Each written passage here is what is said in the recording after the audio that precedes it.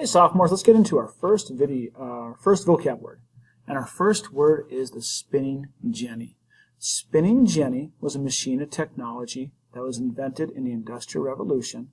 And what this machine allowed people to do was to spin more than one thread at a time. So you could spin 8 threads at a time by using this machine and a crank here. And this would allow people to produce more cloths and textiles in the Industrial Revolution. The water frame was a machine that used water or rivers for working, and it also was used to spin threads and textiles in the Industrial Revolution. Interchangeable parts are basically when you have a machine that has many little small parts in it, where these small parts can be replaced. They're identical. So basically what happens is if you have a small piece on the machine breaks, you can just replace that piece instead of replacing the whole machine. If we look at this, for example, this would be a picture of a rifle which has many interchangeable parts, and if one part of them would break, you just replace that piece that breaks instead of replacing the whole machine. This will allow you to keep machines going and have many interchangeable parts, and was very important in the machinery and technology of the Industrial Revolution and even to today. A steam engine is basically a machine that's powered by steam that allows factories to work. If we take a look down here of a water steam engine, for example, here we can see what happens with basically we have coal being burned right here, and as the coal gets hot, it eventually steam will make this go up and down right here, which will power the machine to go up and down, and this will allow basically factories to be produced, not using human power, but using steam power, which will allow the factories to go. It'll be a very early thing that will start the Industrial Revolution and even lead to things like modern machinery that we have today. Crop rotation is when you have a number of crops and you rotate the fields that they are used in. So here we see an example, year 1, barley and malt, year 2, spring and wheat, year 3, potato, and then barley and malt. And by rotating crops and putting them into different fields year by year, it actually makes the soil stronger. And this will lead to the agricultural revolution, because what happens is different crops take different nutrients out of the soil, and other crops put nutrients into the soil. So by rotating the crops, you keep your farm stronger, and you increase the amount of food that you can grow. This will be very important because increasing the amount of food will feed more people and will mean you can have less land used for farming, produce more food, which will allow more people to move into the cities. The population will grow up, and that will lead to the growth of factories in the Industrial Revolution. Raw materials. Raw materials are basically the natural resources that you can use. Raw materials is like wood. It is something that you can use and make into something else if you want to. You can make it into a table. But in its raw material, what originally came from was wood. But it can be used for something else. Coal is a raw material. Coal can be burned and used for steam engines, and even today for things like electricity. But the raw material originally is coal. So it's a natural resource in its original form that can be used and or transformed into something else for energy or for a product. Fossil fuels are raw materials, but they're used as a fuel source. So for example, coal is burned to make these steam turbines go up and down, and that's a fossil fuel. Oil is a fossil fuel that can be used for gasoline. So fossil fuels come from the earth, and they can be used to fuel our society, to be used for energy. Transcontinental Railroad. That is a railroad that basically goes across a continent, a very large railroad that connects distant places. It is very good for trade. It's very good for developing industries. And in this era, we will see transcontinental railroads being built both in Russia and in the United States. The Trans-Siberian Railroad is an enormous railroad that still exists to this day, all the way across Russia. And it was built during the Industrial Revolution so Russia could connect their factories and their trade as they were industrializing.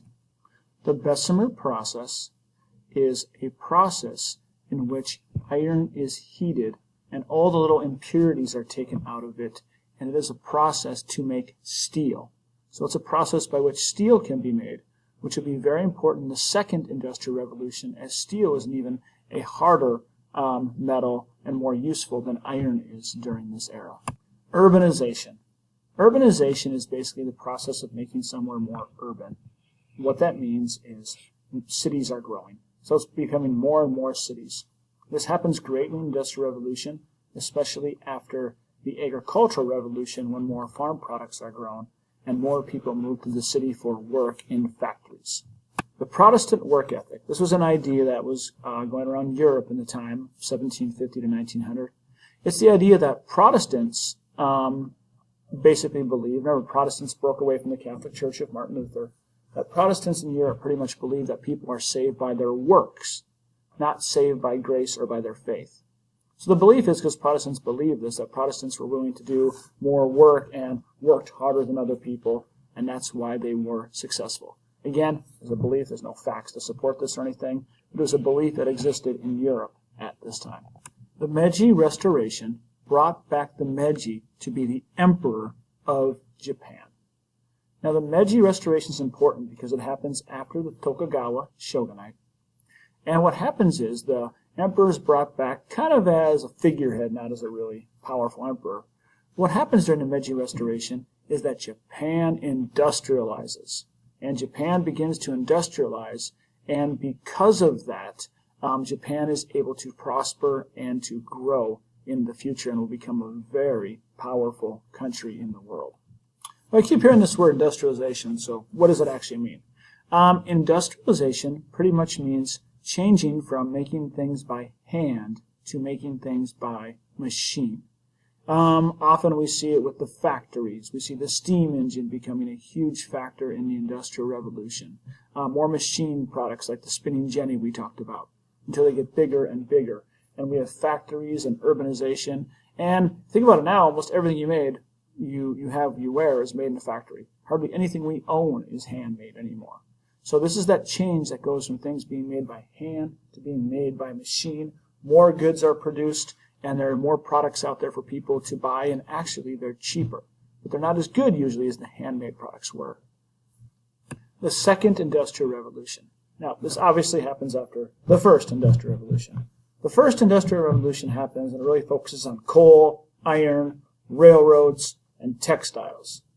The Second Industrial Revolution, electricity, petroleum, oil for cars and such, and steel is what gets focused on. And the Second Industrial Revolution really is America's time to shine, when America really comes fully into the Industrial Revolution, especially with steel, cars, and such. Not that Britain and Germany and other places were totally behind, but the Second Industrial Revolution is where America really comes to the forefront in the Industrial Revolution. A cottage industry. This is basically a industry or job that is done in somebody's home. Before the Industrial Revolution, cottage industries were very, very common, especially for women and families to work in their home and not have to live in a city or someplace. As the Industrial Revolution grows, it will eventually lead to the decline in cottage industries. The putting out system goes with cottage industries, and this is again work in someone's home where they make something like a certain number of textiles, a certain number of shirts, and those basically get shipped out of their house, and they have to put out or create a certain number of a product, and that would be shipped off to other people. And this would be called the putting out system, which existed before the Industrial Revolution and will gradually fade away more and more as the Industrial Revolution grows. The factory system. The factory system is a method of manufacturing and creating using machinery and division of labor. What that means basically is jobs are broken up into different tasks that people have to do.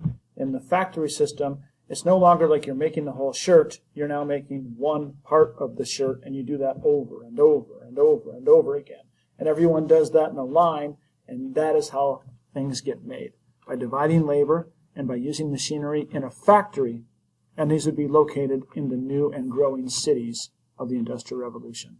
Well, let's look at that term division of labor a little more closely. Division of labor means basically people specialize or they only do one job.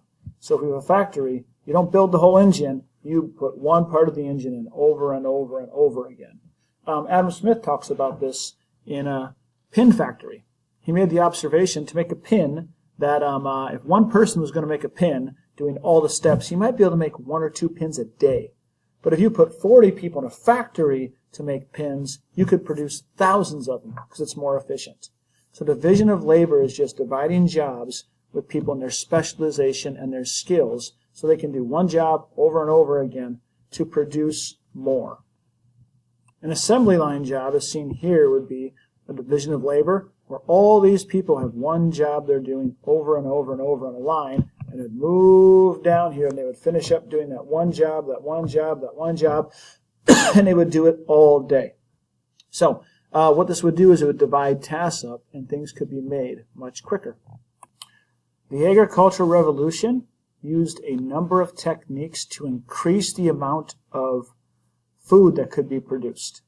They used fertilizer from livestock, which allowed crops to grow more, dikes, which would be more canals, a seed drill, which would allow them to plant the seeds deeper in the soil so they would grow more, and crop rotation, which we talked about early, when they would rotate crops in different fields, and this would allow them to get more out of the soil and produce more, have more food, more people, less people at the farm, and more people could live in the cities, which would allow the Industrial Revolution and factory system to really take off in this time period.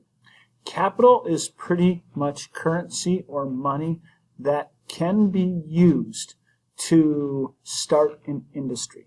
So if you want to build a factory, if you want to build a joint stock company, if you want to build anything, you need to have capital or money or resources to get it going.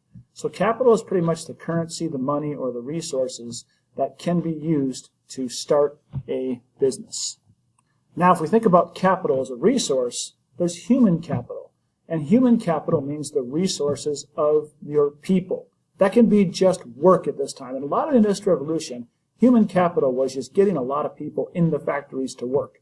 And so your resource was your people who were working. Today, we more think about like skills that people have. What skills can people bring to a job? And actually, one of the things we do here at Crystal Ray is try to build your human capital. So you have skills that can be used, so you can go to college and develop those, so you can use those skills and get paid more and put those into a job for your life. Consumerism is basically the ability of people to become consumers, to consume, to basically be able to shop, to be able to buy different products. So consumerism basically is the ability to get all kinds of different products. With the Industrial Revolution coming, what will happen is there will be a large growth of products that are shipped from all over the world. It used to be you would wear clothes, you would eat food just from the area around you. With the Industrial Revolution and consumerism, this will now grow as you'll be able to buy products from all over the world.